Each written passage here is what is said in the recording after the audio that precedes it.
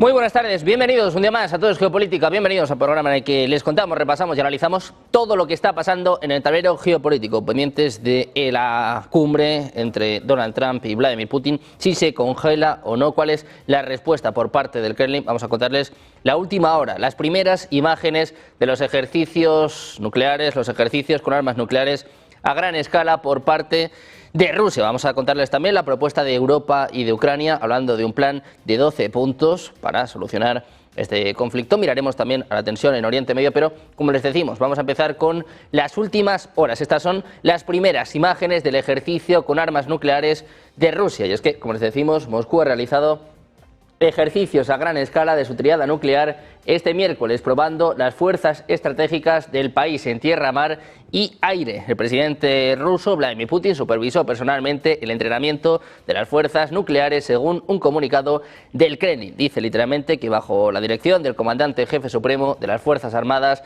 de la Federación Rusa se llevó a cabo un ejercicio de entrenamiento de las fuerzas nucleares estratégicas con la participación de sus componentes terrestres, navales y aéreos, es lo que se lee en el comunicado. Durante el ejercicio se realizaron lanzamientos prácticos, lo están viendo ahora mismo, de misiles balísticos intercontinentales y misiles de crucero lanzados desde el aire. Se lanzó un misil balístico intercontinental, el JARS, desde el Cosmódromo Estatal de Pruebas de Plesetsk, que impactó en el polígono de pruebas de Kura, en la península de Kamchatka. Se lanzó un misil balístico sin EVA desde el submarino nuclear estratégico Briansk en el mar de Barents. El avión de largo alcance Tupolev Tu-95MS también participó en este ejercicio, realizando lanzamientos de misiles de crucero desde el aire, según el comunicado. La gestión de los lanzamientos prácticos se llevó a cabo desde el Centro de Gestión de la Defensa Nacional de la Federación Rusa. Este ejercicio evaluó la competencia de los órganos de mando militar y las habilidades prácticas del personal operativo en la organización del mando y control de las fuerzas subordinadas. Dice además que se cumplieron todos los objetivos del ejercicio del entrenamiento. Las armas estratégicas se refieren en términos generales al armamento principal de las Fuerzas Armadas rusas, centrando en armas nucleares estratégicas y tácticas, conocidas a menudo como la triada nuclear. Estas incluyen misiles terrestres, misiles balísticos lanzados desde submarinos y bombarderos estratégicos. Todo esto en un día marcado por la reunión entre Donald Trump y Vladimir Putin. La Casa Blanca confirmaba este martes que el encuentro entre el presidente de Estados Unidos y su homólogo ruso en Budapest no tendrá lugar en un futuro inmediato. Escuchamos el mensaje de Donald Trump. Dice que no quiere perder el tiempo.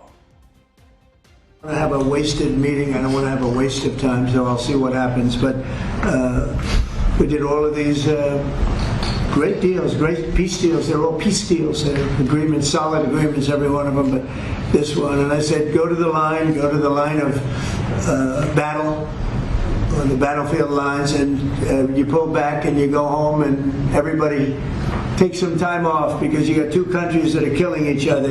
Two countries that are losing 5,000 to 7,000 soldiers a week. So we'll see what happens. It's we haven't made a determination. Asking the Justice Department to look into the federal investigations into you and look for compensation and how much. On Ukraine, do you still see a chance for a ceasefire? And what is Putin asking for? Do you still see a chance for a ceasefire? And what is Putin asking for? I do. It's a vicious look. It's a vicious war. It doesn't really affect us. We sell equipment to them. We sell equipment to NATO.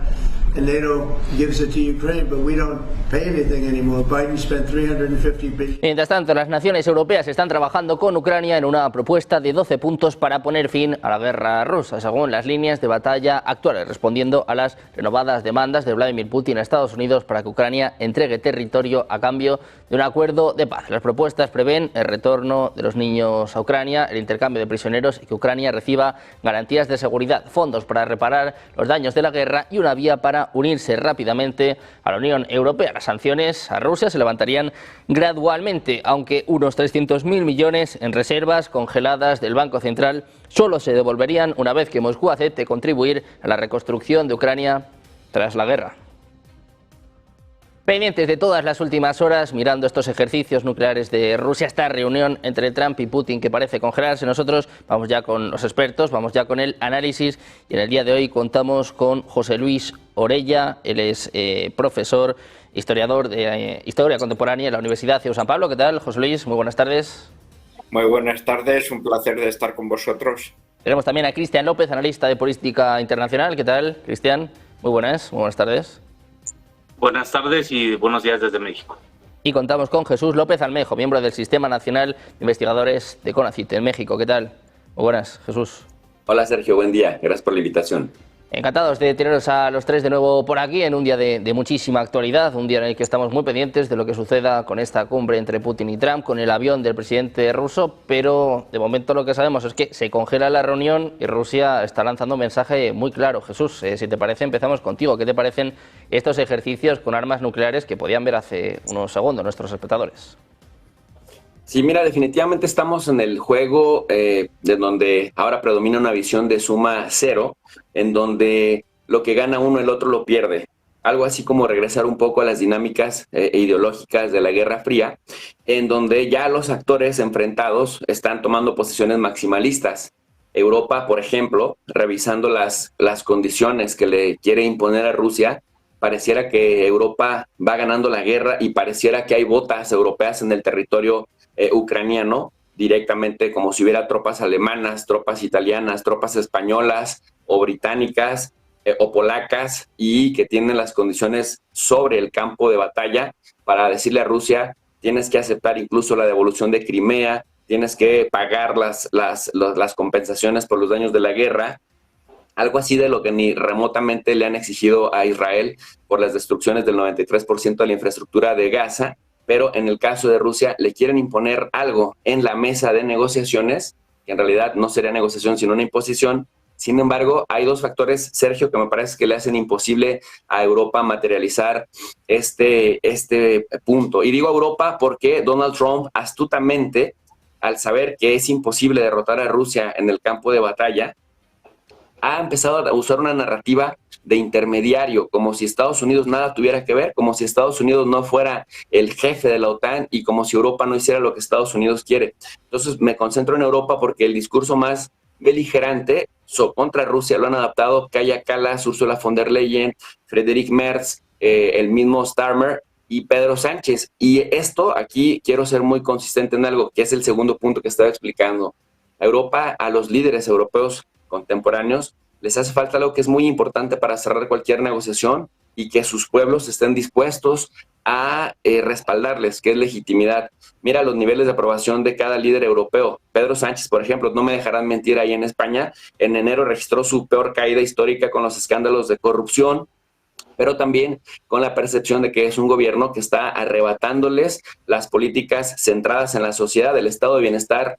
Por más que Pedro Sánchez intenta decir, en España tenemos un estado de bienestar sólido con respecto a otros hermanos europeos, pero la gente percibe que la vivienda cada vez se va más de las manos a pesar de ciertas regulaciones maquilladas, el tema de la vivienda, el tema de la renta y sobre todo cada vez más el tema de la salubridad, seguridad de salud, que era muy importante para los españoles y un hito de orgullo, pues cada vez lo ven más desmejorado, por decirlo de alguna manera. Keir Starmer tiene peores niveles de aceptación, de aprobación de su mandato que el mismísimo Rishi Sunak, que era súper impopular y que era más impopular incluso Boris Johnson. Bueno, pues hoy Keir Starmer, como izquierdista, como laborista, ha resultado toda una decepción en el Reino Unido. Creo que apenas tiene el 22% de aprobación. Lo vemos en el caso de Macron, 4 o 5 primeros ministros.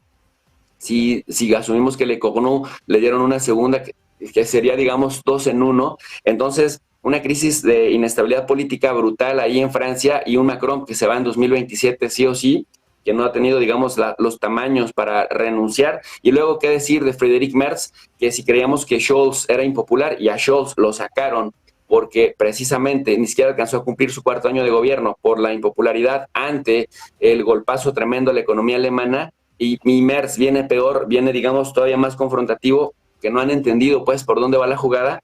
No tienen, para empezar, ni la legitimidad en el respaldo de sus propios pueblos para impulsar nada, y mucho menos que Rusia les pare bola, como dicen en Colombia, o que les ponga atención, porque en el campo de batalla, pues el que sigue avanzando es Rusia, más lento de lo que la propia Rusia quisiera o pudiera, pero es consistente. Putin anuncia que nada más en 2025 han tomado ya 5,000 kilómetros cuadrados, y el bastión de resistencia al que Ucrania le ha invertido $11,000 millones, que es Pokrovsk y esta región de Mirnorab, prácticamente está en el bolsillo ruso y están a nada de Kramatorsk y de Sloviansk, considerando que también en Kharkov ya se apoderaron de Kupiansk, Sergio. Entonces es muy complicado la posición maximalista europea.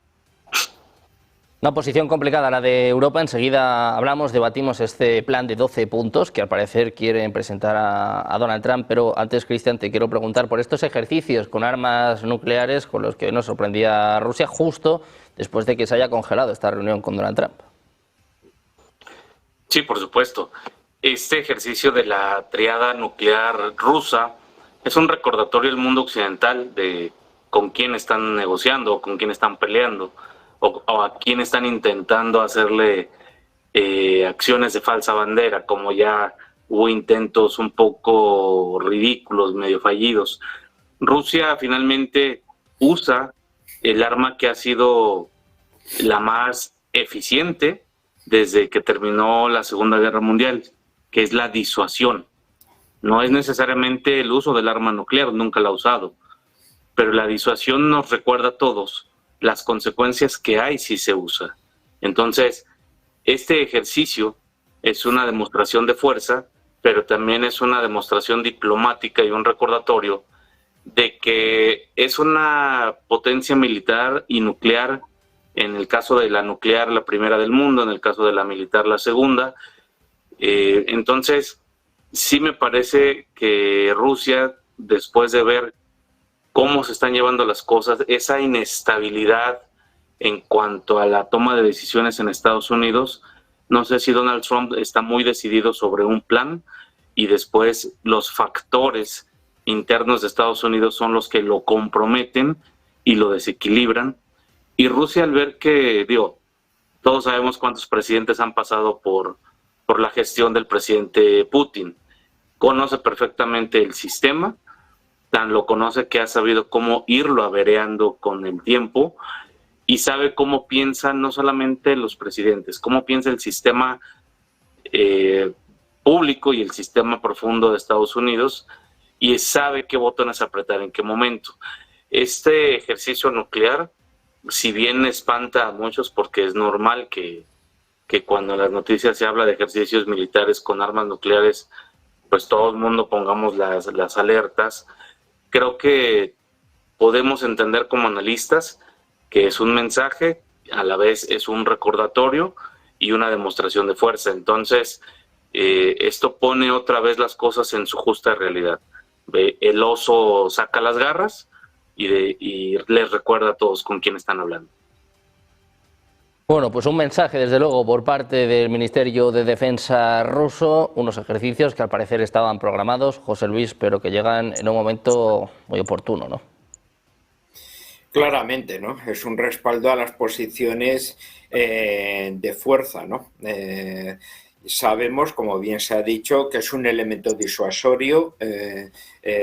Rusia no ha usado el arma nuclear nunca, es patrimonio de otra potencia la que ha incinerado 2 ciudades con su población, pero en este caso, pues Rusia sí que disuade y esencialmente pasa un mensaje directo, ¿no? Que es, si se quiere llegar a un acuerdo de paz, Rusia no puede ser un país que salga con la imagen de derrotado, ¿no? Sino que se tienen que aceptar pues unas ciertas condiciones que siempre llevan ya planteando, ¿no? Y que además está en una posición de fuerza en los momentos actuales con el devenir que se está desarrollando en lo de la guerra, ¿no? Lo estamos viendo claramente, bueno, con las patrullas merodeadoras que están en el Dnieper y que están preanunciando, bueno, qué puede suceder en el Gerson, la ofensiva en Zaporozhye que está poniendo, bueno, pues más territorio favorable bajo la ocupación militar rusa, y luego esencialmente, bueno, pues toda la batalla por el Donetsk, en el cual, bueno, por la caída de Prokopsk, pues va a poner, y de Liman, que ya están en los aledaños, bueno, que Sloviansk y Kramatorsk, bueno, pues sean ya el último elemento por decidir un poco la zona del Donbass, ¿no? Y ya por poner ya la situación un poco en Kharkov, que después de la caída de Kupiansk, pues pueden los rusos volver otra vez a replantear, bueno, lo que va a suceder con la parte oriental de Kharkov, ¿no? Donde llegaron en un momento dado a controlar un 30%, ahora están intentando volver otra vez a retomar esa región, y recordemos que Kupiansk fue como la capital administrativa de aquella zona que estuvo bajo control ruso hasta su posterior segunda toma, un poco por los ucranianos, ¿no? Así que, como vemos, los rusos claramente han visualizado qué es lo que quieren, cómo se van a sentar en ello, y desde luego la disuasión nuclear no cabe duda que ayuda a reforzar su posición, ¿no? Y que son los demás los que tienen que aceptar un poco esa negociación a cambio de unos territorios en los cuales, bueno, pues ya aquí cada uno pone un poco sus argumentaciones, qué tipo de población existen allí, si hay un posicionamiento a favor de Rusia, no hay a favor de Rusia, etcétera, ¿no? En el caso europeo, pues ya habría que dilucidar si verdaderamente es una argumentación europea o es una argumentación más bien de tipo británico, donde esencialmente el gobierno británico es el que más ha llevado unos discursos de confrontación, de agresividad, y donde en el mundo de las sombras el ejército británico siempre ha estado más bien reorientando y favoreciendo, bueno, pues las operaciones militares ucranianas, y habría que preguntarse también si en este proceso de negociaciones, bueno, los depósitos de petróleo, pues en Hungría y en Rumanía, pues que han estallado, pues bueno, pues ya había ciertos turistas paseándose por allí para que se haya ensombrecido un poco todo el ambiente y todo el contexto en el cual estamos, ¿no? Así que claramente estamos viendo un poco ese reposicionamiento, esa situación, y cómo se estaban poniendo los protagonistas verdaderos ante una mesa de negociación futura. Bueno, pues a la espera de si se asienta o no esta mesa de negociación, teníamos la mirada puesta esta semana en la posible reunión entre Lavrov y Rubio, que podría marcar las pautas para la reunión entre Putin y Trump, pero ahora, Jesús, lo que tenemos es todo lo contrario, ¿no? Parece que hay una ruptura, que al menos hay ciertas discrepancias. Ayer decía Trump que no quiere perder el tiempo. ¿Una reunión con Putin sería una pérdida de tiempo para Rusia y para Estados Unidos, Jesús?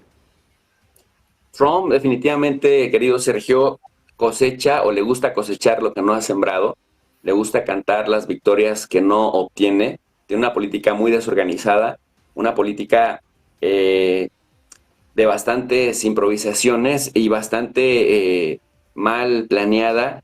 Sin embargo, lo que le ha funcionado bastante es el seguidismo europeo en el sentido de tener que subordinarse, aceptar las sanciones que Estados Unidos le quiera aplicar, porque, a ver, que te impongan un 15% de aranceles general, que te hagan pasar por el malo de la película, que además te lo hagan en Europa, que hagas que la presidenta de la Comisión Europea sea la que te visite en tu campo de golf en algún país europeo, y que además te obliguen a comprar 600,000 millones, invertir 600,000 millones de dólares en cualquier cantidad de industrias estadounidenses, pero 700,000 millones de dólares en armamento, que te obliguen así, porque dice él, porque lo digo yo, y si no sancionamos a España, si España no lo hace, como un dictador, digamos, del colectivo de los dispuestos, como ridículamente se han autodenominado, o cumple con el gasto militar del equivalente a su Producto Interno Bruto en el 5%, o sancionamos a España, o incluso Trump planteando de manera improvisada y con el total desconocimiento jurídico de que pues no se puede expulsar a nadie de la OTAN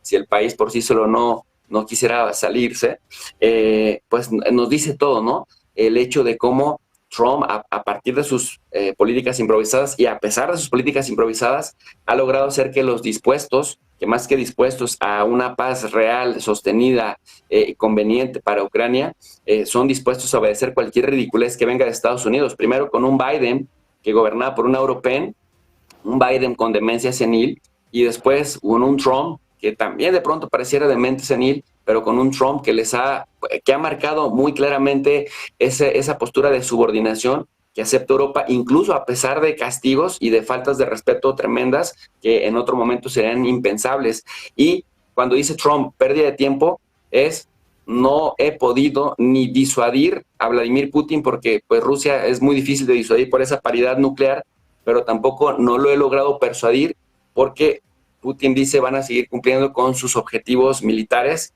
y los objetivos militares pues ya se los ha presentado también, ¿no? Objetivos militares es no vuelvan a reclamar Crimea, no vayan a utilizar los fondos congelados, que por cierto los dispuestos quieren dar ese paso bastante arriesgado de utilizar no los intereses provenientes de los 300,000 millones de dólares de fondos congelados, sino directamente ya utilizar fondos congelados, ya ni siquiera para reparar los daños en Ucrania, sino para armar al ejército ucraniano, es decir, financiar con dinero que no es de ellos, pero que a su vez también pone en una posición muy endeble el sistema financiero internacional, el sistema monetario internacional, y sobre todo qué tan confiables, la confianza, la fiabilidad serían en adelante los europeos si se atreven a congelar fondos y además a utilizarlos, es decir, algo así como de pillaje en un contexto en el cual pues una guerra no era en contra directamente de ellos, y bueno, que hemos estado también viendo constantemente que por un lado luego dicen Rusia es una gasolinera, en realidad un país subdesarrollado con armas nucleares,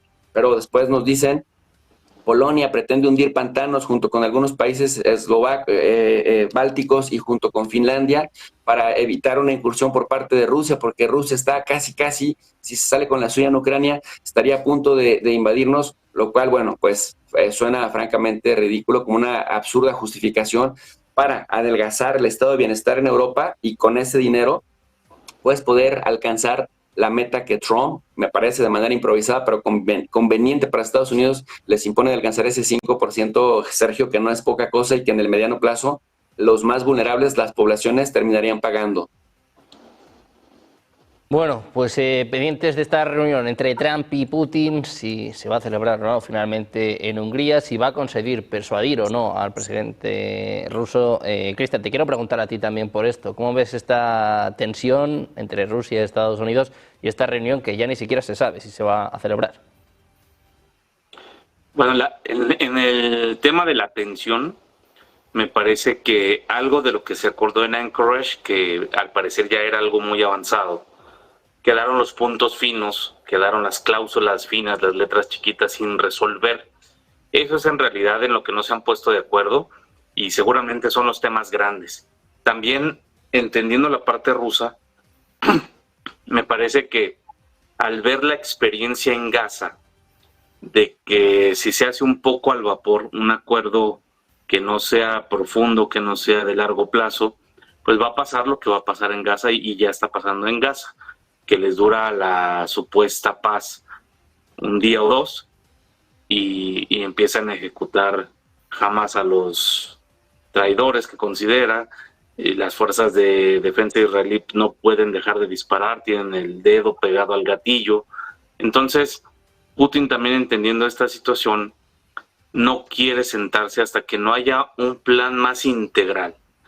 Por el lado de Estados Unidos, me parece que ha sido más una cuestión de sabotaje, tanto de los factores profundos de Estados Unidos, que todavía controlan algunos demócratas, y la incursión a una fiesta donde no están invitados los europeos, pero se invitaron solitos, porque responden a intereses de grandes bancos, de grandes financieras. Sus presidentes, ya lo hemos dicho aquí muchas veces, pues eran gerentes de estas instituciones financieras y están viendo por el interés de esas instituciones, no por el interés de Europa. A Europa no les importa porque Europa ya les demuestra todos los días en su casa, en su país, localmente, que no los quiere. Por lo tanto, no hay reciprocidad ahí. El tema de la cumbre y de la sede me parece que fue un exceso. No había necesidad de poner un país de la Unión Europea exactamente en medio de todas las rutas como sede de esta cumbre. Cuando vienen de una sede en Anchorage, que me parece que fue magistral, tanto la elección como el simbolismo, pues aquí sí ya es un exceso de quien lo haya propuesto y de quien lo haya aceptado, querer verse en un país de un supuesto enemigo, porque no están en guerra con la Unión Europea. Pero no había necesidad, Sergio, de querer darle esa bofetada tan fuerte a los europeos. Si bien se la merecen los líderes europeos, creo que no había necesidad de tomar esos riesgos, porque si analizamos las rutas, es muy difícil accesar a Hungría. Podría haber una salida por Turquía que no ratifica algunos tratados de la Corte, entrar por el Mediterráneo, subir entre Croacia e Italia, entrar por Montenegro, por Serbia, etcétera, etcétera. Es decir, es una locura logística y es un problema en el que solitos se metieron. Yo creo que más que no perder el tiempo y más que Putin diga, pues bueno, vamos viendo con el tiempo, yo creo que el fallo de la elección de la sede los hace establecer esta narrativa en este momento para tener el pretexto de aplazar y posponer esta cumbre, por lo menos en Budapest. Y seguramente la van a hacer, estoy seguro que la van a hacer. Están destinados como las potencias nucleares del mundo a ponerse de acuerdo sí o sí, y por lo tanto van a tener su cumbre, pero no la van a tener en Budapest. Eso creo que es un hecho. Bueno, pues pendientes de Budapest y de esta tensión entre Rusia y Estados Unidos, vamos a seguir con últimas horas y vamos a mirar al viceministro de Asuntos Exteriores de Rusia. Está hablando en estos momentos Sergei Ryabkov en medio de estos ejercicios con armas nucleares de Rusia. Las mostrábamos hace unos minutos las imágenes. Hay mensajes hacia Estados Unidos. Dice Ryabkov que si Estados Unidos abandona la iniciativa New START de Rusia, la amenaza nuclear aumentará. Dice que una mayor escalada de la amenaza nuclear sería una alternativa indeseable a la medida propuesta por Rusia en virtud de este tratado de reducción de armas estratégicas. Putin hace ya unas semanas ponía sobre la mesa que se pudiera extender un año más este tratado. Decía Trump que no le parecía una mala idea, pero de momento no hay respuesta oficial de Estados Unidos. Dice que Rusia va a afrontar esta alternativa y que va a garantizar su seguridad en cualquier caso. Dice literalmente que una alternativa indeseable a la medida propuesta por Rusia sería la creación de un vacío total en términos de restricciones a capacidades nucleares, aumento de las tensiones y una mayor escalada de la amenaza nuclear. Pero sin duda, dice Ryabkov, afrontaremos dicha alternativa si se presenta y nuestra seguridad estará garantizada en cualquier caso. Es lo que apuntaba hace escasos minutos el viceministro de Asuntos Exteriores ruso, que decía además que Rusia no se dejará arrastrar a una costosa carrera armamentística. Dice que la iniciativa New START solo será viable si Estados Unidos responde de la misma manera y que las condiciones para el diálogo entre Rusia y Estados Unidos sobre la no proliferación están a la vista. Declaraciones por parte de Ryabkov, hablando también sobre la agresividad de la OTAN. Dice que está obligando a Rusia a tomar medidas técnico-militares. Mensaje de Rusia, advertencia a Estados Unidos, advertencia sobre todo a Donald Trump, a expensas, a la espera de esta reunión. José Luis, te quiero plantear lo mismo. ¿Qué esperas de esta reunión Putin y Trump? Y lo que estaba contando ahora Cristian, si crees que el lugar ha sido un error, si crees que no se va a poder celebrar en Budapest. Ayer Polonia hablaba incluso de detener el avión del presidente ruso. Bueno, el ministro de Asuntos Exteriores polaco, el marido de Anne Applebaum, pues ya nos tiene ya acostumbrados, ¿no?, a unas declaraciones esencialmente muy de portada de periódicos, porque bueno, él no tanto refleja un poco su papel de ministro, sino la búsqueda de liderazgo político de plataforma cívica frente a Donald Tusk. Entonces, bueno, él está jugando su liga, su protagonismo, y es muy protagonista de desarrollar ese tipo de frases, se puede decir que provocan, ¿no?, gran parte de un poco de todas esas excentricidades a las que nos está acostumbrado el ministro Sikorski, ¿no?, un poco en ese sentido. Yo creo que la reunión, un poco como se ha dicho, es necesaria y se desarrollará en el futuro. Ahora era un poco imposible porque claramente, como el presidente ruso le había dicho a Trump, pues bueno, pues están en plena ofensiva y no van a parar ello. Climatológicamente, dentro de un mes será imposible, se pararán un poco todas las operaciones y desde una posición de mayor fuerza, pues igual ya los rusos pueden plantear ciertas circunstancias, ¿no? Porque en definitiva la propuesta, la salida solo puede ser una coreanización de mantenimiento un poco de las líneas que ya están puestas. Zelensky, por su propia posibilidad política ante los suyos, no puede entregar ningún territorio. territorio. Y si no pueden entregar ningún territorio, los rusos en sus objetivos únicamente van a tener el territorio que esté bajo control militar de ellos. Así que están acelerando todas las operaciones que puedan desarrollarse en este punto hasta que se congele literalmente el frente y por tanto pueda abrirse un poco a ese tipo de diálogos. Con respecto al tema de Budapest, que desde luego no lo eligió Vladimir Putin, lo eligió Donald Trump un poco la situación. Hombre, es un balón de oxígeno a Víctor Orbán, ¿no? En el 2026 hay elecciones generales, se decide mucho. La Unión Europea, con todos los políticos que hemos desarrollado en franco hundimiento de las encuestas, están apoyando a Peter Magyar, un empresario con problemas de corrupción que ha arropado a toda la oposición bajo sus siglas y que claramente tiene el apoyo esencialmente del Partido Popular Europeo, pero también del Partido Socialista Europeo y de Renef, ¿no?, de los liberales, y que está intentando, bueno, pues recoger todo el voto de descontento y crítico contra Víctor Orbán, ¿no? El que de repente Hungría salga del anonimato y Víctor Orbán se le vea en una categoría de estadista que podía estar beneficiando el fin de uno de los mayores conflictos, no deja de ser un balón de oxígeno que le llega en un periodo electoral y que claramente, bueno, pues provoca y favorece un incremento de su soporte social a niveles, podemos decir, domésticos húngaros, ¿no?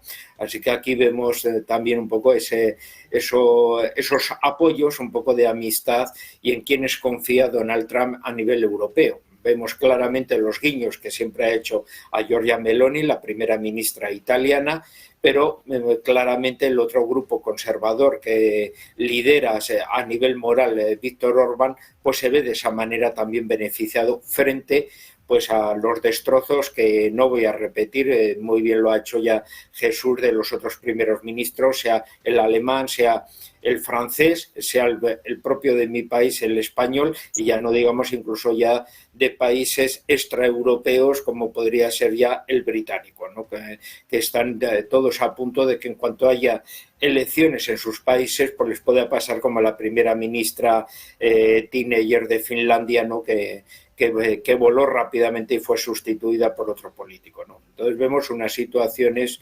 pues desde luego muy distintas, pero como vemos también un poco esas transversalidades, o sea, es necesario un poco esa negociación de paz para ir cerrando uno de los conflictos. Donald Trump necesita claramente esa fotografía para pasar a la posteridad como el hombre determinante del nuevo orden internacional. Vladimir Putin está en su tesitura de remarcar profundamente la autoridad fuerte que es de Rusia y claramente cuáles son sus objetivos, y los europeos, bueno, pues intentan un poco sobrevivir, y Donald Trump pues claramente está subrayando y señalando que políticos europeos son los que quiere tener en Europa para que sean su referencia y a quienes admira más, ¿no? Y procura ayudarles en todos los momentos, visualizando claramente quiénes serían sus partener y con quiénes pues se mejoraría ese orden internacional, con quienes podría mejorarse también la economía, ¿no? Después de la subordinación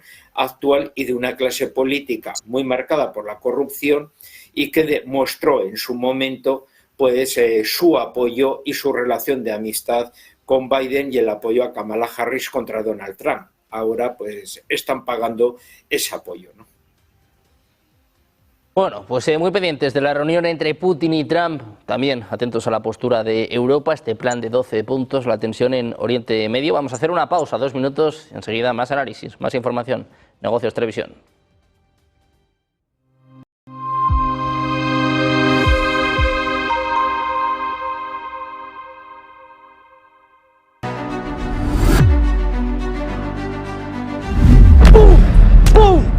¡Pum! ¡Al mercado! Aquí hay alguien que se ha llevado un dinerico por en medio. Cuidado, que el mercado ayer estaba en los mundos de Yupi. Estáis haciendo un trabajo extraordinario. Nos dijeron todo eso. Es decir, nos mintieron a la cara.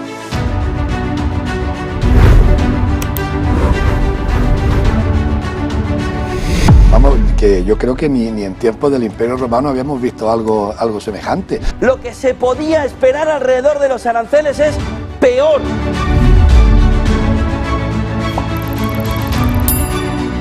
no iba en broma. Que siempre que pase algo puedas poner Negocios Televisión. Van a poder seguir manteniendo su monopolio.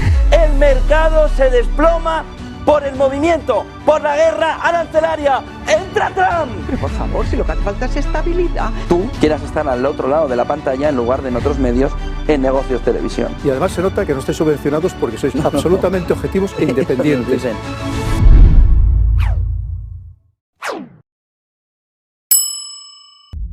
Juanma Moreno, esto es de lo mejor del día, ¿eh? Va a bajarle los impuestos a los andaluces que tengan una mascota en casa. Serán hasta 100 euros por animal para pagar el veterinario. Esto es visión a largo plazo. Envejecimiento poblacional, ¿cómo lo evitamos? Con más perritos y gatitos. Si es que lo del PP es para cogerlos y pensárselo bien, ¿eh? Usted ve el modelo y el envejecimiento poblacional y dice, pero si es que los que nos van a pagar las pensiones son los perritos. Es el PP en Andalucía. Es de puñetera coña. Por un lado, bajan los impuestos a los perritos y a la vez en el Congreso de los Diputados, propuesta de Vox, los jóvenes que vayan a acceder a la primera vivienda y los que vayan a acceder a la vivienda habitual, le quitamos el IVA para que pueda acceder mejor. El PSOE, el PP y Tokiski votando contra ello, el PP con todos los demás, ¿qué votó el PP? Votan en contra. Pero no se preocupen, que esto la arregla Espinosa de los Monteros. En cuanto coja la batuta económica del Partido Popular, esto, Espinosa de los Monteros, no se preocupen, que lo arregla enseguida.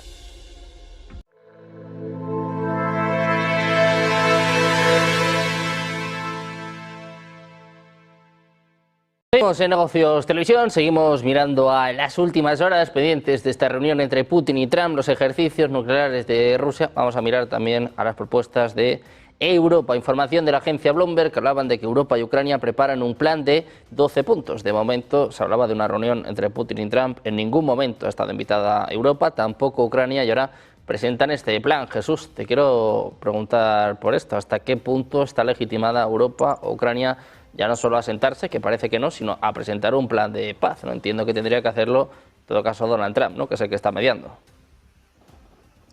Me parece que mientras no tenga la capacidad material para respaldar esta filosofía de la paz a través de la fuerza de la que hablaba Kaja Kallas, y que con una sonrisa de oreja a oreja viene y dice a Rusia tarde o temprano las sanciones lo van a mermar, cuando volteas a ver la economía del Reino Unido, la economía desastrosa de Alemania, la supuesta maquinaria que arrastraba la Unión Europea, que dicho sea de paso lo hacía con hidrocarburos baratos y en tiempo por parte de Rusia, y que ahora está fracturada por lo menos en las próximas décadas, o la misma Francia, que tiene sus problemas de manejo de deuda y que ha llevado precisamente a esta inestabilidad con la renuncia tanto de Bayrou como de Le Cornu, que bueno, pues ha sido fatídico para Francia. Es decir, dicen y desean más de lo que pudieran hacer y de lo que realmente les es factible hacer, querido Sergio.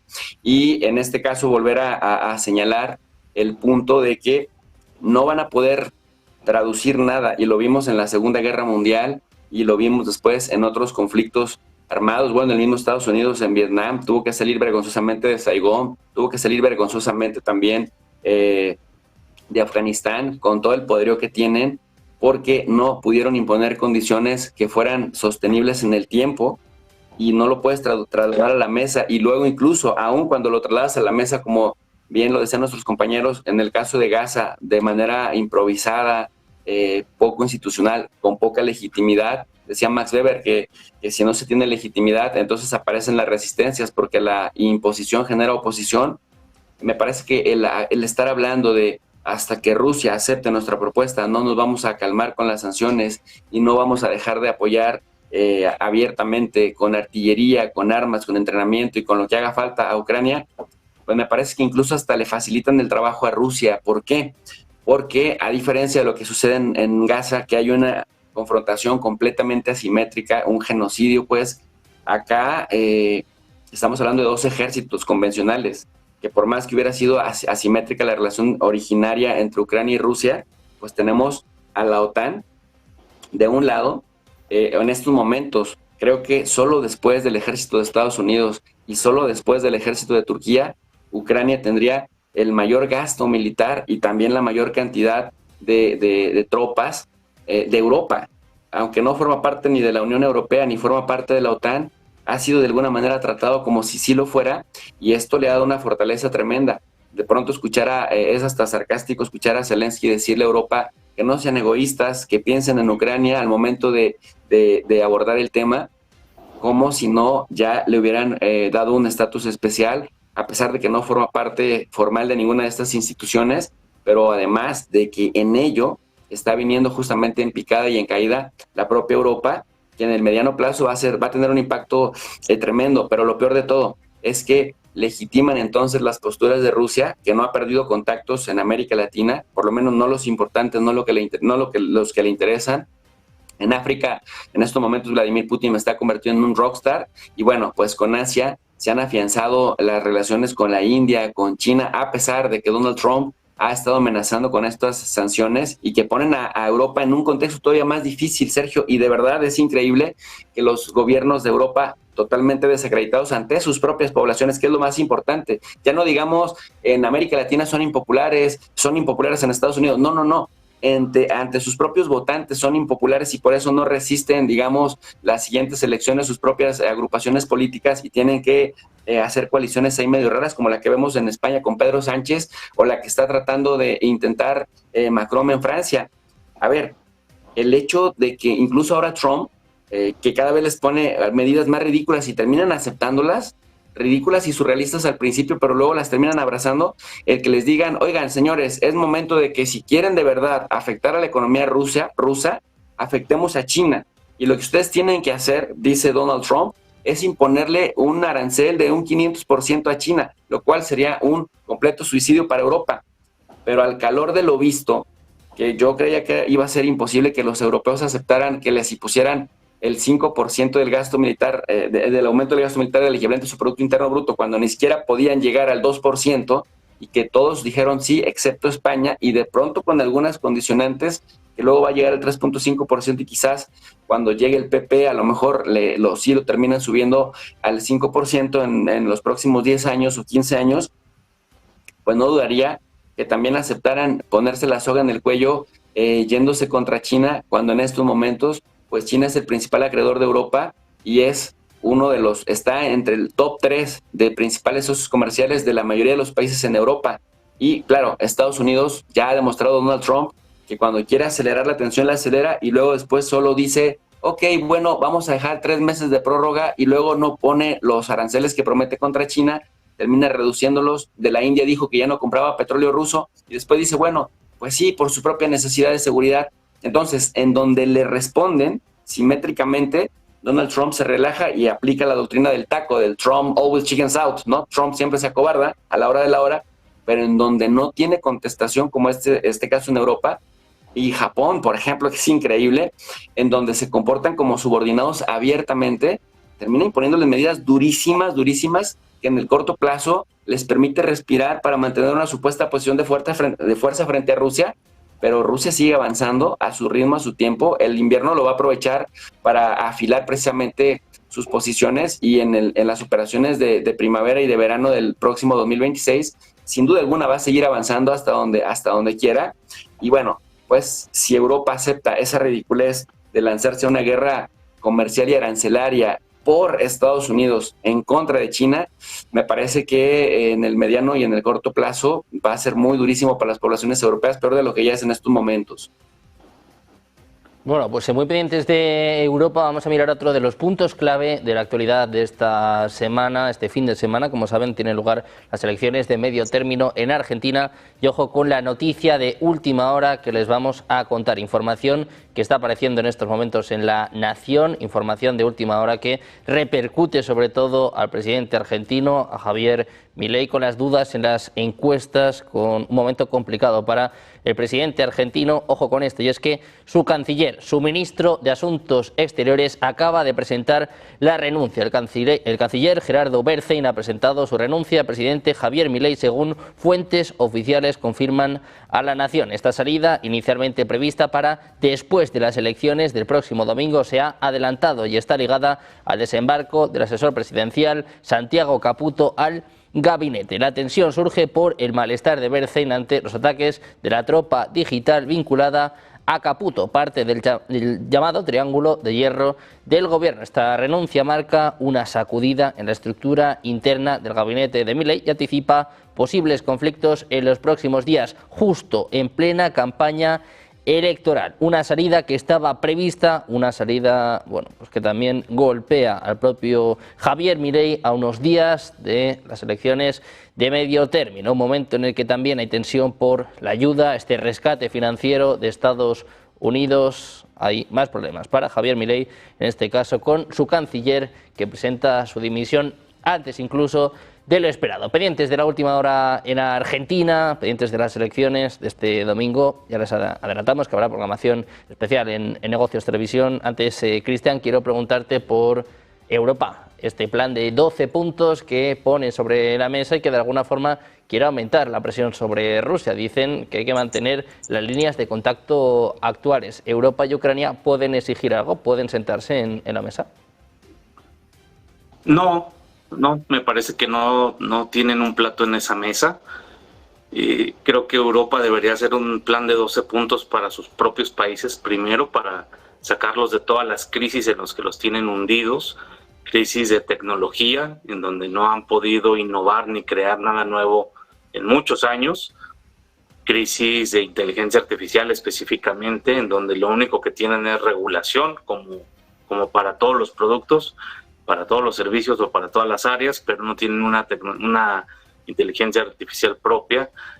Crisis migratoria, en donde ya las comunidades musulmanas, si bien deben de ser respetadas como personas, están exportando su cultura a estos países y están tomando ya zonas completas de algunos de los países.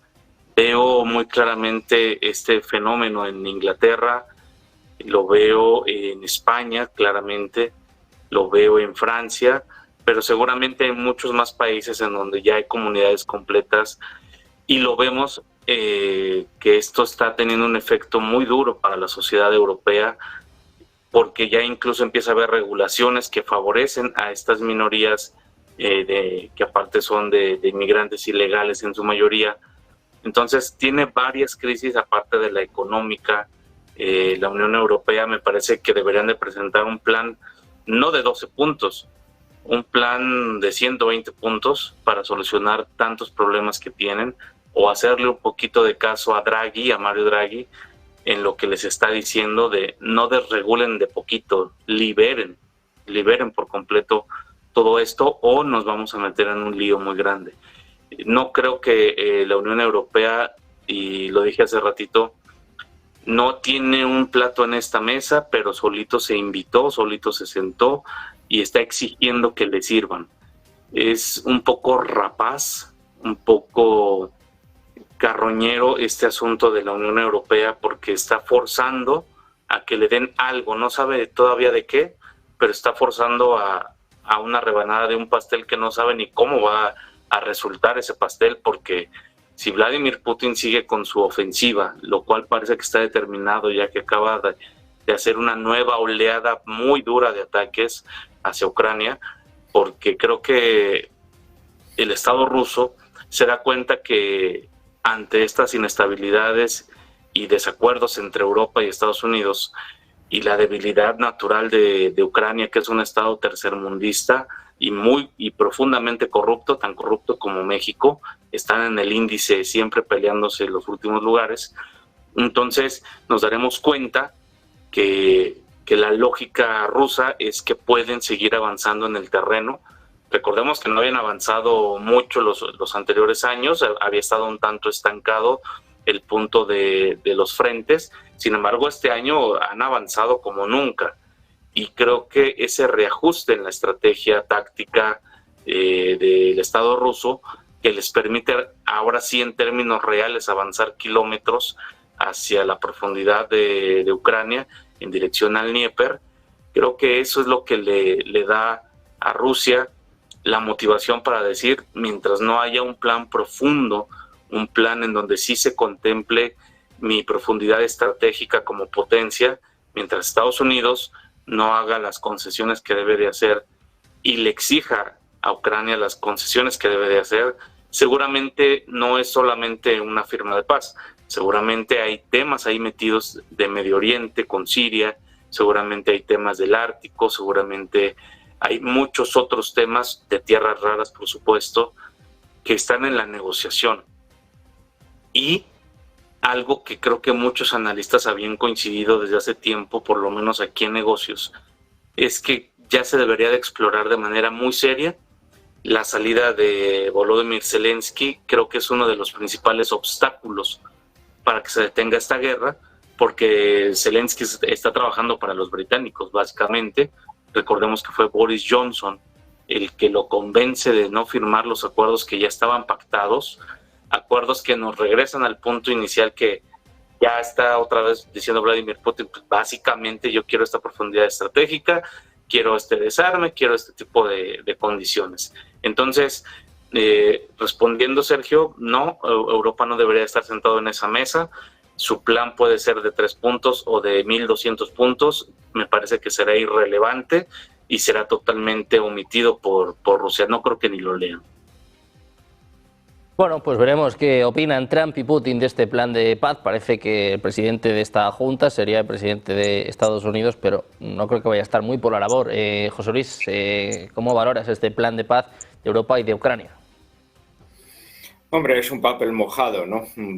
Como bien han dicho un poco mis compañeros, hay que tener en cuenta un poco en ese aspecto que lo que sería un poco la jerarquía política europea se subordinó ya en la época de la administración Biden plenamente un poco a sus objetivos y rompieron esa imagen un poco que casi recordamos del pasado, de la época de Jacques Delors o de otros políticos que fuesen de centro derecha o de centro izquierda, tenían un cierto liderazgo y una cierta autoridad moral sobre el papel que debía tener autónomo Europa a nivel arbitrial en la posición del mundo. Eso se ha perdido claramente, ¿no? Luego, con la guerra de Ucrania actual, pues lo que fue esencialmente, que fue muy simbólico, la destrucción del Nord Stream, ha eliminado una dependencia energética que tenía Europa de Rusia, pero claramente ha puesto la dependencia energética mucho más cara con Estados Unidos, que es lo que buscaba claramente con este conflicto, ¿no? Que dependiésemos energéticamente de ellos y la conversión de Europa en un mercado en todos los aspectos. Así que si Europa ha perdido su independencia energética, ha perdido su independencia política y a nivel militar, pues como estamos viendo, se depende absolutamente de la alta tecnología militar americana, y algunos países que somos fronterizos a nivel meridional ni siquiera podemos contar pues con ese armamento para protegernos de nuestros enemigos del sur, pues resulta que entonces qué protagonismo y qué liderazgo puede tener Europa. Pues claramente tenemos una crisis muy fuerte y además con una crisis de otro tipo ideológica a nivel interna, como bien se ha dicho, no solo por lo de la inmigración, sino por la eliminación de todos los proyectos de ayuda a las familias, a los nacimientos propios, el favorecimiento por todo tema de leyes a lo que es una inmigración ilegal, porque lógicamente la inmigración legal siempre debe ser apoyada en todos los aspectos, pero la inmigración ilegal y la llegada de gente masiva sin condiciones, sin derechos, en manos de mafias, pues eso solo puede plantear problemas para unos, para otros, en todo tipo, y entonces ahí tenemos pues claramente pues un problema muy grave de complicidades de ese mundo delincuencial con los sectores políticos, de movimientos políticos que se alimentan de ese electorado luego progresivo, y por lo tanto la aparición de nuevas fuerzas políticas, claramente pues con los maremotos un poco políticos que estamos viendo sísmicos en todos los países europeos. Así que es una situación de gran inestabilidad y por tanto no está Europa en los condicionamientos para poder ejercer ningún tipo ni de arbitraje ni de liderazgo en este momento. Bueno, pues a la espera de lo que haga Europa, a la espera de si se produce o no esta reunión entre Putin y Trump, así está el aparato, así está el sistema geopolítico en este momento. Muchísimas gracias a los tres por estar con nosotros. José Luis, Jesús, Cristian, un placer teneros por aquí. Muchísimas gracias. Gracias. Buen día. Un placer. Nosotros que hacemos una pequeña pausa y enseguida miramos al cierre del mercado europeo de declaraciones, también ahora mismo por parte de Ucrania, a la espera de escuchar a Mark Rutte, secretario general de la OTAN, que ya está en Washington, que hoy se va a reunir con Donald Trump. Hacemos una pausa, unos minutos, enseguida más información en Negocios Televisión.